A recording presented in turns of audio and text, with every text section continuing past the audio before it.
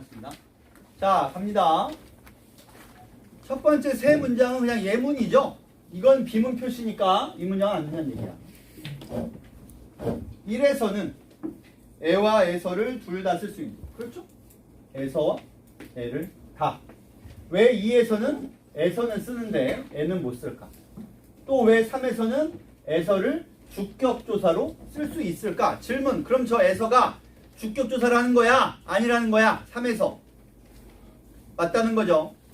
아니 여기는 주격이 아닌데 여기는 왜 주격이냐? 그런 얘기입니다. 질문. 주격조사 4개 말해봐.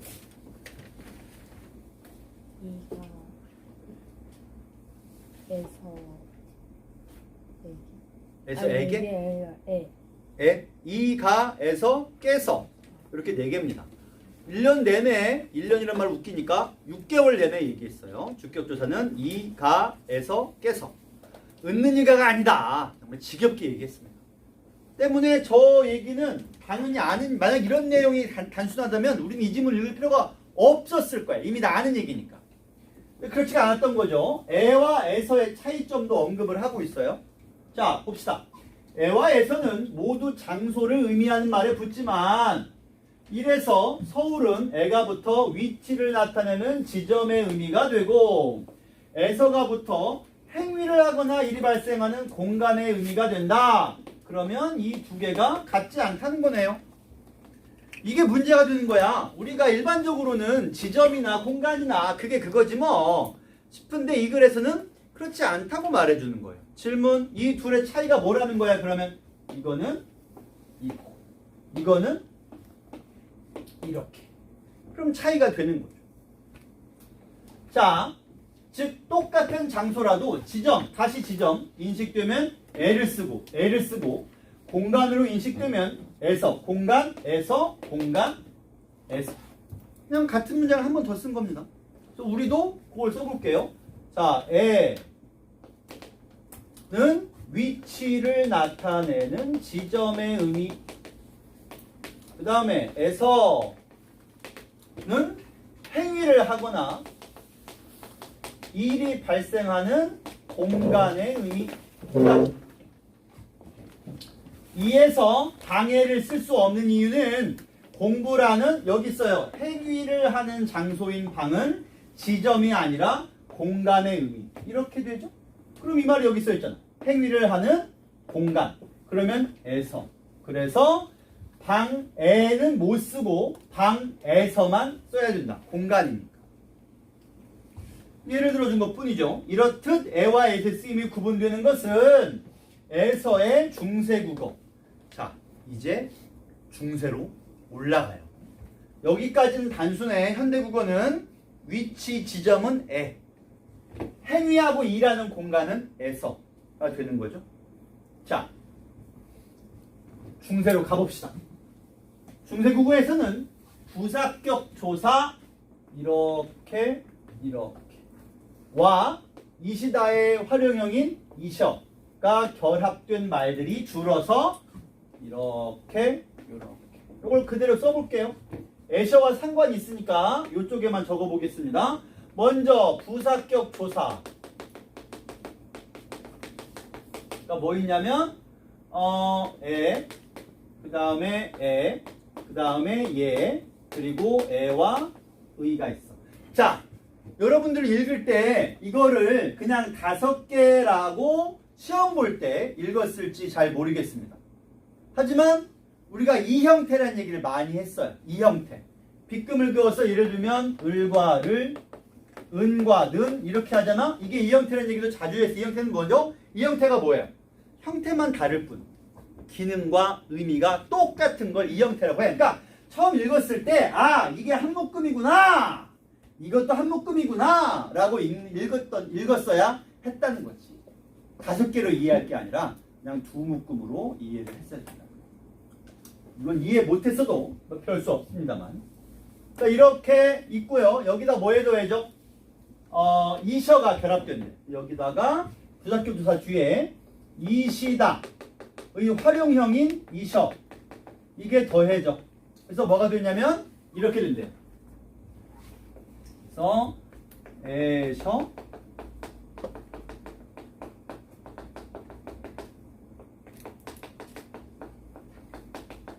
이렇게 된다는 얘기죠. 그냥 더해줘가지고 셔가 된다는 얘기죠. 다만 이 시다는 현대국어에 있다란 뜻이라고 했죠. 그래서 무슨 말이 이어지냐면 그런데 이들은 본래 이 시다, 여기 있죠? 이 시다? 즉 있다야, 이 시다를 포함하므로 그 의미상 어떤 공간 속에 있음. 잠깐만요. 공간이 어디 있어? 여기 있네요. 이것도 공간이래. 그럼 이렇게 이어지는 거잖아요. 따라서 요 5개는 이 앞에 명사는 공간. 계속해서 표현이 이어져요. 요 앞에 오는 말, 얘네들 앞에 오는 말은 공간으로 인식된다는 거지. 그런데 문제가 있어. 여기서부터 시작이야. 그런데 이렇게 새로운 형태가 만들어졌지만 중세국어에서는 여기죠. 현대국어와 달리 이 새로운 형태가 쓰일 자리에 요렇게 원래 있던 이 3개 어디 있어요? 요거 5개 이거 하나 둘 셋 넷 다섯 이랑 얘가 붙어서 변한 이렇게 결합된 형태가 있어. 근데 결합된 형태가 쓰일 자리에 원래 형태인 이 5개가 쓰이는 경우가 많았다라고 되어 있어요. 그러니까 여기에 얘가 붙어서 이렇게 됐어. 그래서 이걸 써야 되는데 이걸 써야 될 자리에 앞에 공간을 짠 명사가 올 때 이걸 써야 되는데 이 자리에 그냥 원래 걸 쓰는 경우가 많았다. 잠깐만요. 쓰는 경우가 많았다라고 되어 있어. 그러면 이거만 썼다는 거야? 이걸 안 쓰고 이거만 썼다는 거야? 둘 다 썼다는 거야? 둘 다 안 썼다는 거야? 어때? 얘가 쓰일 자리에 얘가 쓰이는 경우가 많았어. 어떻게 됐다는 얘기죠? 둘 다 썼다. 따라서 얘가 아예 안 쓰였다 해도 곤란하고 얘가 아예 안 쓰였다 해도 곤란해. 이거 쓸 자리에 이걸 쓴 경우가 많았단 말은 이걸 많이 썼지만 얘도 쓰긴 썼다는 거지. 아예 이걸 안 쓰고 이거만 썼다면 쓰이는 경우가 많았다라고 하지 않았겠죠. 그냥 이걸 쓸 자리에 이거를 썼다 하고 끝났겠지. 쓰이는 경우가 많았다고 하니까 둘 다 쓰인 거죠.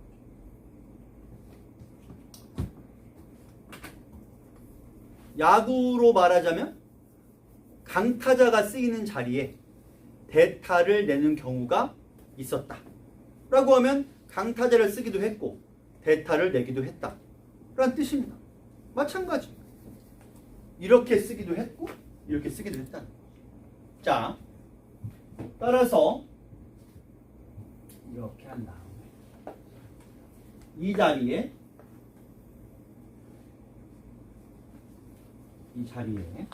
이렇게 그냥 똑같이 썼어요. 얘네들이 원래 이것 더하기 이것 해서 얘가 된 거야. 근데 이걸 쓸 자리에 다시 이렇게 쓰는 경우도 그대로 다시 쓰는 경우도 많았다는 거죠. 근데 문제는 이쪽이죠. 보세요. 이는 요것들이 현대국어의 에와 에서의 쓰임을 모두 지니고 있었다. 이게 왜 중요한 거예요? 현대국어에서는 얘랑 얘가 달라. 근데 중세국어에서는 이게 여기다가 이걸 더해서 이렇게 된 건데 이게 쓰일 자리에 그냥 얘를 썼대. 얘를. 그러면서 뭐라고 써있냐면 현대는 달랐지만 중세에는 에와 에서의 쓰임을 얘들이 모두 지니고 있다는 말은 무슨 말이야? 여기도 마찬가지. 이렇게. 그래야 얘가 이쪽으로도 쓰이고 이쪽으로도 쓰인 거니까 얘네들이 이쪽 저쪽의 쓰임을 모두 지니고 있었다라는 게 말이 되는 거죠. 단순해요. 더 쉽게 말하자면 이때에도 여기도 부사격조사 뭐뭐 있었냐면 이렇게. 근데 이쪽은 얘가 추가된 거지. 얘네들은 다 둘 다 쓰였는데 얘 이쪽에 공간을 나타낼 때는 이걸 추가해가지고 이렇게 만들었는데 그럼 이렇게 다르잖아요? 근데 이쪽 얘를 이렇게 쓰지 않고 이렇게 쓰는 경우도 많았어. 그러면 얘랑 똑같잖아. 그러다 보니까 이 표현이 이렇게도 쓰이고 이렇게 쓰이니까 마지막 문장이 성립하는 거죠. 현대국어의 에와 에서의 쓰임을 이 5개가 둘 다 지니고 있습니다. 둘 다. 이렇게 됩니다. 한편 에셔, 예셔, 예셔, 의셔. 자, 앞에 명사가 어떤 구성원, 이제 다른 내용이 추가돼요. 어떤 구성원으로 이루어진 공간이나 집단. 공간이라는 말 앞에 나왔었지만 집단이라는 말이 추가됐어. 다른 내용이 추가됩니다. 그 공간이나 집단 속에 있는 구성원의 행위를 그 공간이나 집단의 행위로 표현하는 것이 가능해진다. 따라서 에서 이런 5개가 주격조사로도 쓰이는 경우가 있다. 자, 그럼 이제 무슨 말이 추가됐어? 구성원들이 있는 공간이나 집단 더하기 요 5개. 5개를 계속 쓰려니까 좀 짜증이 나지만 뭐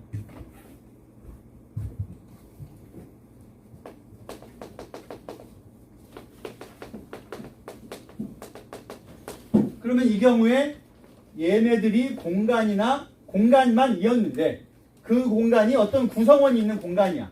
그럼 구성원이 있는 공간이나 집단, 즉 공간이나 집단이 요 말과 함께 쓰이는 거. 그래서 요 5개가 여기서는 무슨 역할을 한다? 아예 주격조사의 역할을 하는 것이 중세에는 있었다. 포인트는 뭐예요? 구성원이죠. 어떤 공간만이 아니라 구성원이 있는 공간이야. 그럼 그 구성원이 주격조사로서 아예 쓰여버리는 거지. 이들은 현대국어의 에서로 이어지는데 이게 현대국어의 뭐로 이어져? 에서. 현대국어의 에서, 이때 에서는 주격조사. 이게 어디 있어? 여기요. 학교에서 체육대회를 또 이어지는. 그러면 지문이 아직 마무리가 안 됐네요. 마지막 지문. 현대국어의 에서가 주격조사를 쓰일 때에는 에서 앞에 공간이나 집단을 나타내는 명사가 오고 유정명사는 올 수 없다. 이 말이죠. 요 주격조사 앞에는 더하기 공간이나 집단은 올 수 있고 유정명사는 올 수 없다가 되지. 부사격조사. 딴 얘기예요. 주격이 아니라 이번에는 여긴 주격인데 여긴 부사격입니다. 조사에 서가 붙은 에서가 주격조 쓰인 것처럼 부사격조사 이번엔 똑같은 부사격이죠. 여기는 애인데 깨에 서가 붙은 깨서도 주격조사로 쓰여. 에서도 주격, 깨서도 주격. 다만 애와 깨는 의미가 다르지. 깨는 높임의 뜻이 있잖아. 그래서 깨서의 중세국어 형태인 부사격조사 이거요. 글씨가 깨졌네. 끼셔 역시 끼와 셔가 결합했는데 근대국어를 거치면서 주격조사를 변화하여 이거죠. 주격조사를 변화하여 현대국어의 깨서가 됐습니다. 중세국어의 에서와 달리 끼셔, 현대국어의 깨서는 높임의 유정명사 뒤에 나타나. 그럼 차이가 있네요. 에서는 유정명사가 안 돼. 근데 깨서는 높임이면서 유정. 대표적인 건 뭐? 부모님, 선생님, 뭐 박사님 이렇게. 그들 뒤에는 깨서를 쓸 수 있다. 유정명사지만 쓸 수 있다. 높임의 의미가 더해졌어. 에 한해서. 11번 일치하는 것. 중세국어에서 애 앞에 명사는 공간의 의미를 나타낼 수 있다. 이 문제가 나는 상당히 오답률이 높을 거라고 예상했는데 내 생각만큼 높지는 않습니다. 심지어 우리 학원 조사에 따르면 우리 학원에서만 66% 정도가 이 문제를 맞췄어. 그리고 내가 정말 궁금한 건 1번 빼고 나머지 2, 3, 4, 5번이 틀린 이유를 알고 맞힌 건가? 궁금하긴 해. 왜냐면 1번은 너무 쉽거든. 보세요. 애 앞에 명사. 중세국어에서 애가 여기 있어요. 이런 거죠. 앞에 명사는 공간. 그게 아니죠. 이걸 말하는 게 아니고요. 요거에 이게 붙어서 이렇게 됐을 때 그때 그 앞에 명사가 공간이랬어. 하지만 이 형태를 이렇게 쓰기도 했다면서. 그러면 이렇게 써도 앞에 공간이 올 때 이렇게 써도 앞에 공간이 온다고 말하면 그건 참이죠. 두 개를 다 함께 썼으니까. 그러니까 1번이 답인 이유는 여기 이거 말고요. 여기 얘랑 얘랑 달라. 얘는 그냥 부사격 조사고 이거는 여기에 얘가 붙어서 이렇게 된 존재인데 그걸 그냥 편리하게 쓰려고 편하게 이렇게 쓰기도 했다에 이거는 앞에 공간이 올 수가 있는 거죠. 답은 1번이고 2번 현대국어에서 에 앞에 붙을 수 있는 명사는 에서 앞에 붙을 수 없다. 현대국어예요. 현대국어에서 에서라는 건 이걸 말해. 주격조사. 이 앞에 유정명사가 올 수 없어요. 근데 이 에서가 꼭 이것만은 아니잖아. 어디도 있어. 여기도 있어요. 따라서 이번 선지는 뭘 노린 거냐면 에 앞에는 이런 의미가 오고 에서 앞에는 이런 게 오니까 얘네들은 서로 다르다라는 걸 노리고 만든 선지야. 그런데 문제는 이것만이 아니라 여기도 에서가 있어. 이 에서는 주격조사야. 그럼 주격조사니까 그 앞에 붙을 수 있는 명사가 붙을 수 없다라고 따지는 건 얘랑은 맞을지 모르지만 여기에 에서까지 생각해보면 이 선지는 성립이 안 되는 거죠. 에서가 두 종류가 있습니다. 그래서 앞에로 돌아가 봐요. 에와 에서. 영수는 서울에서 산다. 서울에 산다. 상관이 없잖아요. 둘 다 붙을 수 있어. 아예 선지와도 보기와도 무관할 뿐더러 이렇게 보더라도 마찬가지. 이번 선지는 성립이 안 되죠. 3번 중세국어의 얘는 의와 달리 주격조사로 쓰일 수 있었다. 얘네가 따로 다니는 경우가 한 번도 없어요. 아예 없어. 근데 얘를 분리할 필요가 뭐가 있어? 게다가 주격조사는 여기 보이다시피 얘네들이 다 쓰였다라는 거죠. 애초에 분리하는 게 말이 안 돼요. 다음 4번 에서의 중세국어 형태인 에셔에서 셔는 지점이다. 셔가 어디 있죠? 에셔의 중세국어 형태인 에셔에서 셔는 여기 있죠? 여기요. 지점은 어디 있는데? 여기 있네. 애초에 상관이 없잖아. 다음 마지막 5번 중세국어 에서가 주격조사로 쓰일 수 있었던 이유는 에서 앞에 유정명사가 오기 때문이다. 자, 에서가 주격조사로 쓰이면 이쪽이랬죠? 쓰일 수 있었던 이유는 그 에서 앞에 유정명사가 오기 때문이다. 무슨 말이에요? 안 되잖아. 자, 11번 문제에서 우리가 확인해야 될 게 뭐냐. 만약에 지문이 없었다면 이 문제 풀기는 거의 불가능에 가까웠을 겁니다. 따라서 지문을 제대로 지금 우리가 독해한 것처럼 마치 무슨 비문학 독해하듯이 구조를 파악했어야 돼요. 이게 좀 무서운 점이죠. 12번도 마찬가지 어려운데 12번까지 풀고 얘기합시다. 선지 안 보고 바로 설명할 테니까 실편만 봐요. 여기 봐요. 여기 봐. 이 문제도 마찬가지. 오답률 1, 2등이 12번도 오답률이 꽤 높아요. 이 문제도. 내 기대만큼 생각만큼 높진 않구나. 아니네. 오답률 1, 2, 3등이 차례대로 14번이 1등, 12번이 3등이네. 아까 30번이 2등이요. 이게 오답률 3등인데 보시면 너무너무 쉽습니다. 틀린 사람이 잘 이해가 안 될 만큼. 1번, 7번 틀린 사람은 이해돼요. 그럴 수 있어요. 그럴 수 있어요. 근데 이거는 이해 안 돼요. 정말. 그래서 그냥 물어봅시다. 도영우. 이 문장. 서술어 뭐야? 정답. 주어를 찾아야 되는데 발견되다 라는 행동의 주어를 찾는 거야. 즉 발견된 게 누구냐는 거지. 주어가 뭐예요? 정답. 이게 주어고 이게 서술어야. 그럼 이건 뭐야? 발견된 장소죠. 위치만 여기 있지 여기다 집어넣으면 뭐가 되냐면 공룡 화석이 그 지역에서 발견되었다. 얘는 부사어예요. 발견되다를 꾸며주는 위치만 저기 있을 뿐이죠. 주어가 아니야. 주어는 화석이고 지역에서에서는 그냥 부사격 조사예요. 이 쉬운 거를 못 찾았어. 이 쉬운 거. 무슨 생각을 하고 문제를 푼 거예요.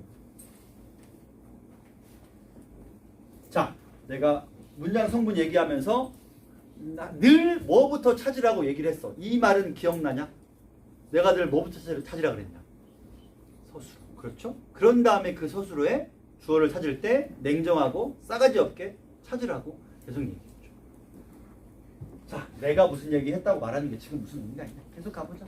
그 다음 역시 영우 이거 서술어거든요. 이 행위를 누가 했어요? 정부. 맞아요. 그럼 이때 정부는 주어야. 그럼 이건 뭐라고 봐야 돼? 주격조사죠. 이 행위를 한 게 얘잖아.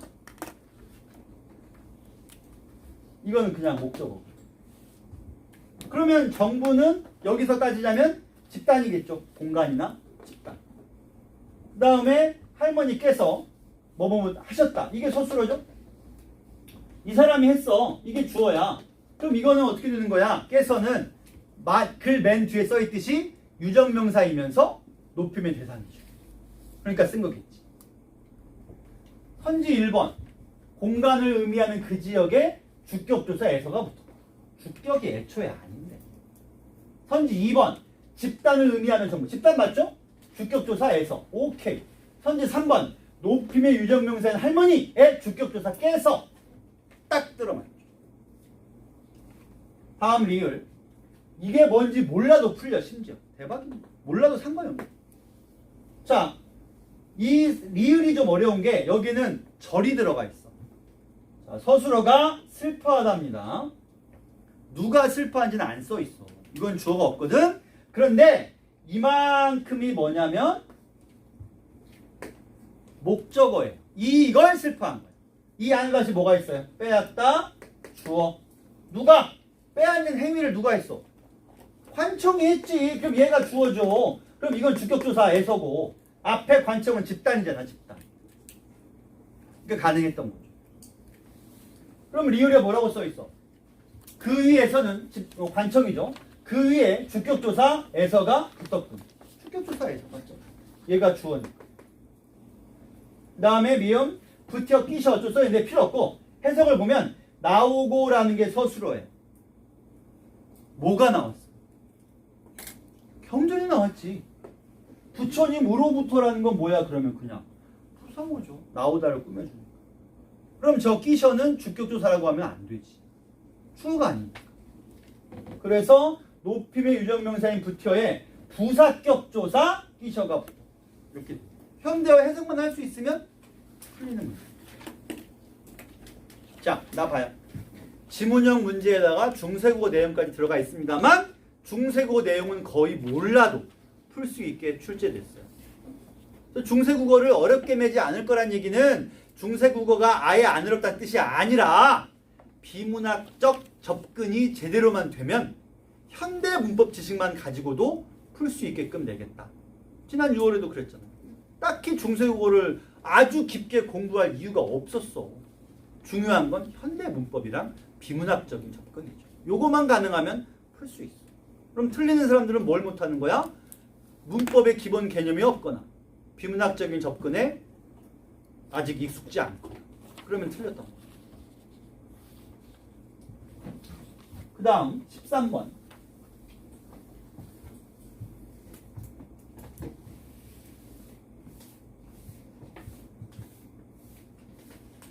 자, 13번 보세요. 형식 형태소를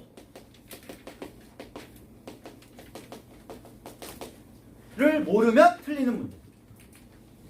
연음이고 끝소리 규칙 간에 일단 형식 형태소랑 같이 연결돼서 출제된 문제입니다. 때문에 저걸 모르면 틀려요. 형식 형태소 뭐가 있느냐? 조사, 어미, 접사가 있습니다. 그럼 이 앞에 어떤 말이 왔을 때 여기다가 끝소리 규칙이나 혹은 자음군 단순화. 이거는 수특 연계 문제죠. 수특에 이런 문제가 그대로 나온 적이 있어요. 이게 일어나야 되는데 뒤에 형식 형태소 그것도 하나 조건 더 있어. 모음으로 시작하는 형식 형태소 이어지면 다 필요 없죠. 그냥 연음만 시키면 돼요.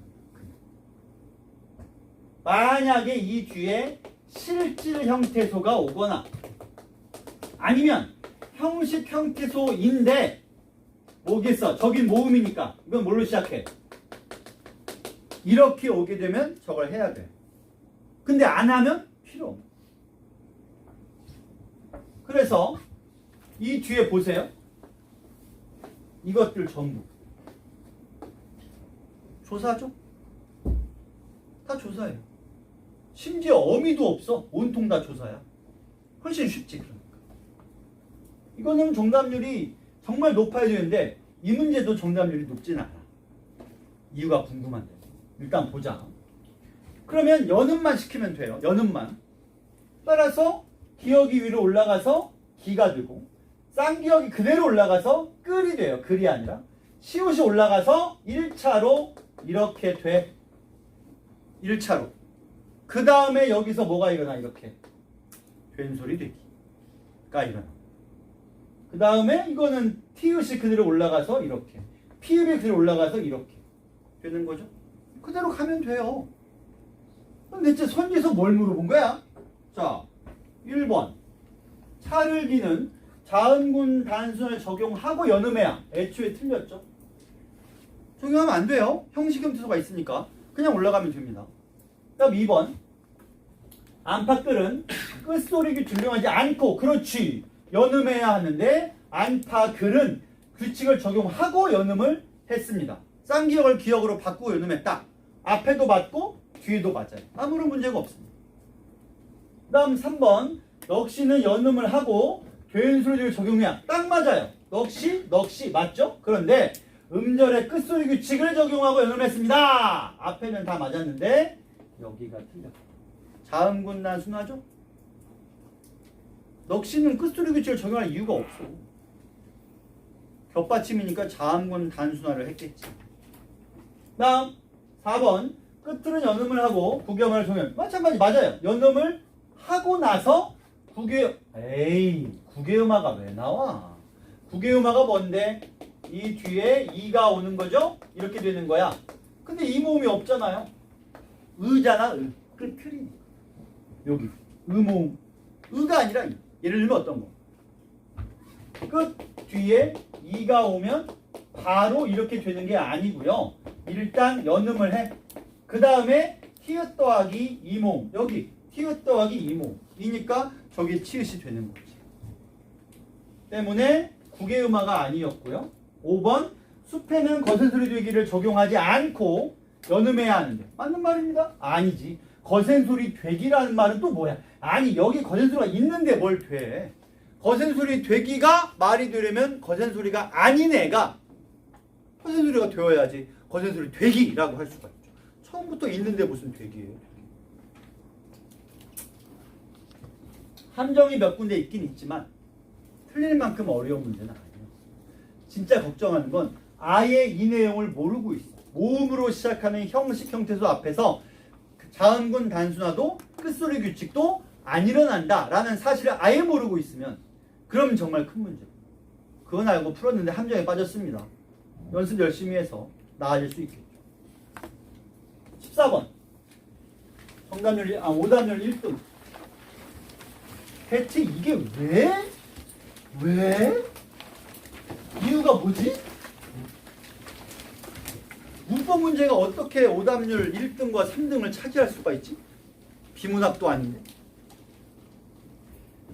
이 문제를 틀린 사람들은 뭘 모르는 거냐면 접사, 합성어, 파생어를 모르는 겁니다. 그 파트를 다시 공부하면 되는데 우선 이거부터. 이게 뭐냐면 둘로 나누었을 때 나누어진 두 요소를 말한대요. 그 다음에 합성어와 파생어가 있는데 어간이 3개 이상. 그 다음에 직접 구성 요소가 먼저 어근과 어근. 어근과 어근이라는 얘기는 무슨 말이니? 합성어란 얘기입니다. 어근 더하기 어근. 내가 정말 걱정하는 건, 진짜 걱정하는 거는 이거. 이 문제를 푸는데 기억이 어간이 3개 이상의 구성조라고 했잖아요. 여기 5개 선지가 있잖아. 어간조차도 분리하지 못하는 사람이 많았을까 봐 걱정. 밑줄이 여기, 여기, 여기, 여기, 여기거든요. 내가 지금부터 어간을 옆에다 쓸 거야. 솔직히 나는 저것의 어간을 내가 쓰는 것이랑 내가 생각한 어간이랑 달랐다 는 사람이 몇 명일지 한번 보자. 머릿속으로 어간만 떠올려 보세요. 지금 5개 다. 어간만 머릿속으로. 자, 내가 씁니다. 이제 내가 쓰는 거랑 맞나 틀리나를 한번 본인 점검을 해보세요. 손들라고 안 할 테니 걱정하지 마시고 그냥 솔직히 점검해보세요.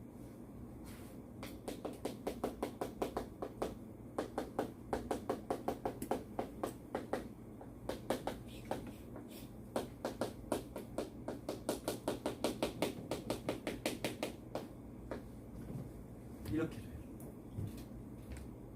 그리고 여기 지금 35 넘게 앉아있는데 이 중에 이게 어간이다!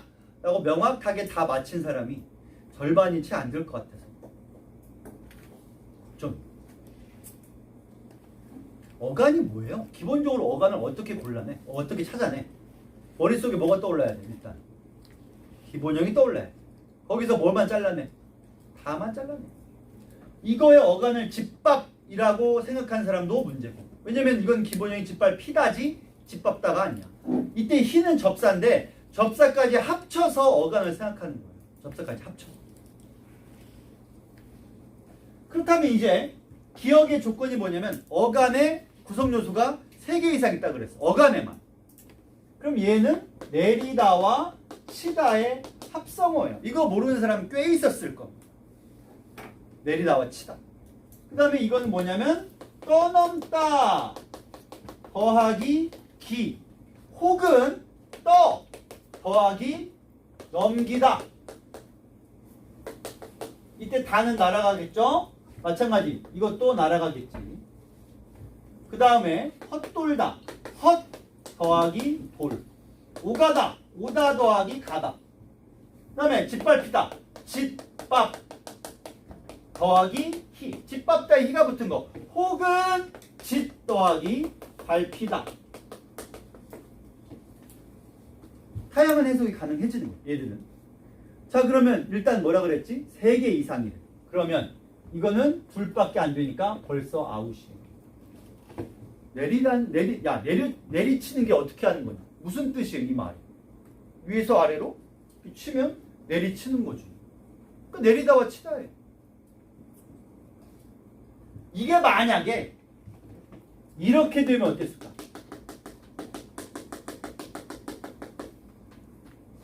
그러면 어간이 뭐겠어? 이렇게 되면 어간이 이렇게 되겠지? 그러면 어떻게 분리할까? 내리다 더하기. 그럼 3개가 맞지. 내리치다잖아. 내려치다잖아.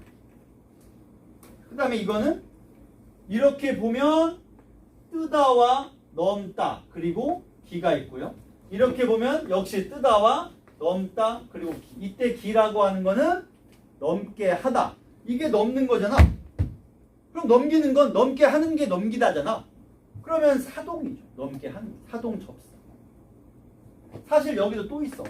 떠도 뭐와 뭐로 분리될까? 원래 뜨다에 더하기 엄이 뭐?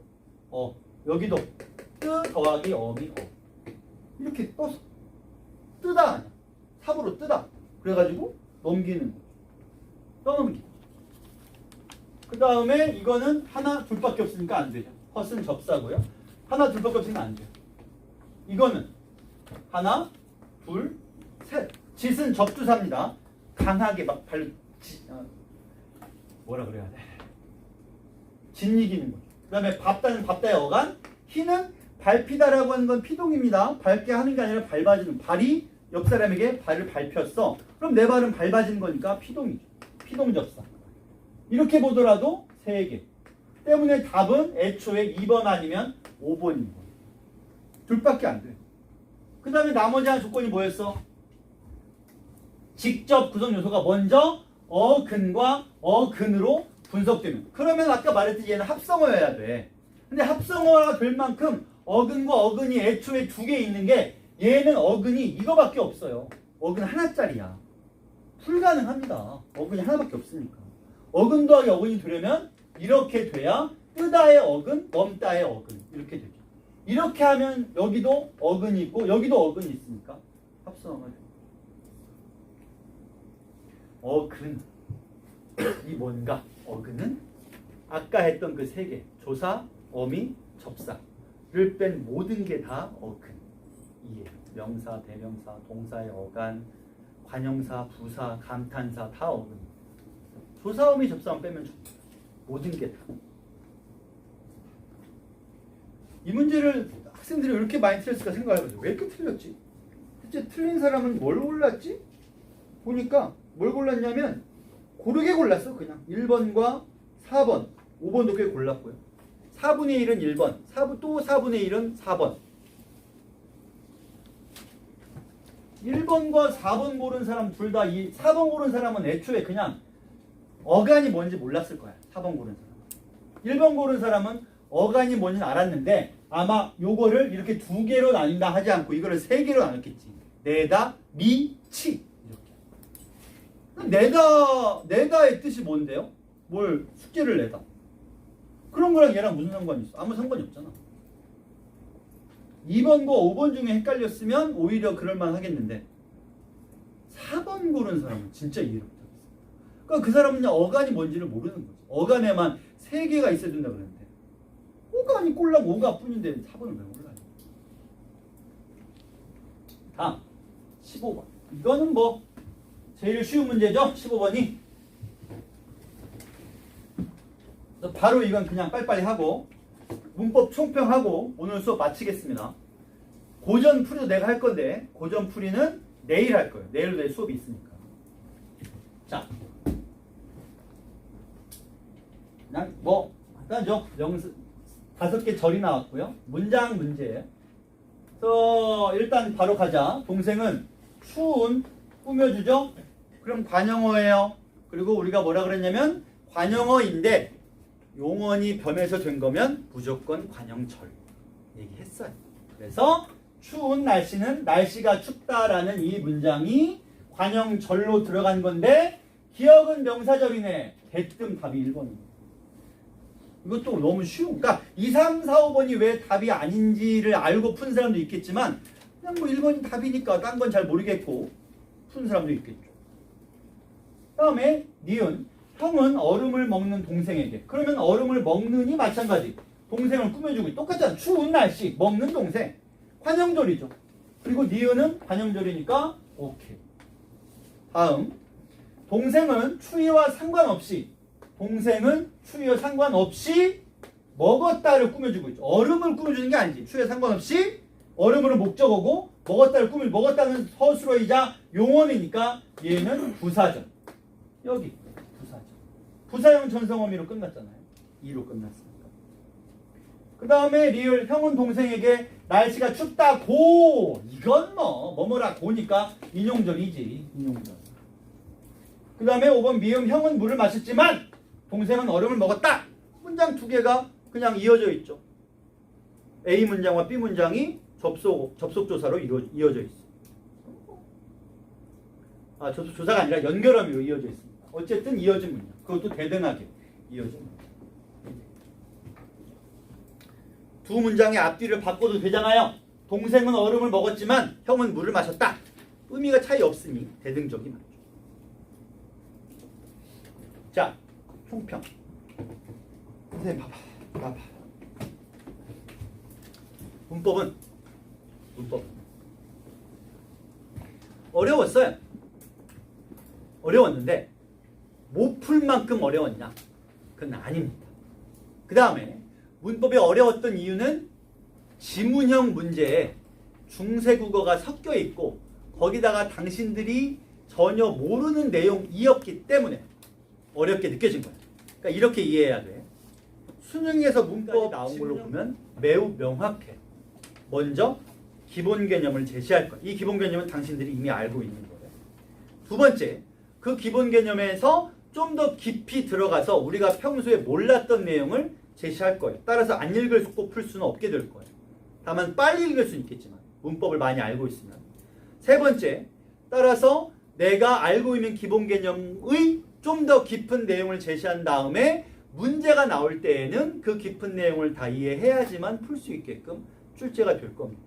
때문에 문법 문제, 지문형 문제를 제대로 풀고 싶으면 기본 지식이 필요한 건 당연하고 그 지식을 가지고 비문학적인 접근을 할 수 있는 힘도 필요한 거예요. 그래서 비문학 자체가 문법에도 적용된다. 이 얘기는 우리가 지난 2년, 3년 동안 해왔던 겁니다. 그래서 그런 문제를 풀려면 그럼 어떻게 해야 됩니까? 당연하죠. 기본 지식을 제대로 익혀두는 게 1번. 그 다음은 비문학적인 접근을 익숙하게 해두려니까 비문학 공부하면 문법 문제에도 적용해서 힘을 키울 수가 있겠지. 그리고 지문형 문제를 좀 많이 풀어보시고. 지문형 문제는 어디 있나요? 어디 있기는 봉투 모의고사라든가 아니면 수특 수완에도 있고, 그 다음에 문법 기출에도. 그러니까 여기서 좀 기출이 애매해지는 건데, 지문형 문제가 기출에 많지는 않거든. 지난 3개년계 전부일 거야. 거의 없으니까. 그러니까 기출은 사실 많이 풀어볼 수는 없는 거지. 왜냐면 문제가 한정되어 있으니까. 그래서 사설이 됐든 뭐가 됐든 문법은 기본 개념은 명확히 해두시고 고난도 문제를 좀 많이 풀어보는 게 도움이 될 것 같다라는 거. 그리고 14번 문제나 15번에서 봤듯이 기본 개념 자체가 없으면 그냥 답이 없습니다. 이건 명확해요. 그래서 기본 개념 공부를 착실히 하시라. 정리하자면 기본 개념 공부는 매주, 매일이 어려운 매주라도 한 챕터씩 복습을 꼭 하시고, 그 다음에 문제풀이, 특히 가능하다면 고난도 풀이를 좀 자주 해두면 문법에 대한 준비는 그걸로 되겠습니다. 특히 지문형 문제를 많이 풀 수 있으면 좋을 것 같아요. 그래서 내가 지난 육모 끝나고 망령 프린트 만들어 준 적 있죠? 한참 많이 풀었는데 올해 이거 끝났으니까 원래 이거 전해주려고 했는데 당신들이 뭐 할 게 너무 많다 그래서 됐다 그래 해봐라 하고 말았는데 끝났으니까 다시 전에 안 줬던 내용을 편집을 해서 만들어가지고 다시 주겠습니다. 갖고 저번에 풀었던 거 말고 새로, 저번에는 한 9개년 정도 걸 모아서 줬는데 아직 한 3, 4개년께 더 남아 있으니까 그거 편집해가지고 줄 테니 받으면 풀어보세요. 알겠죠? 그 정도입니다.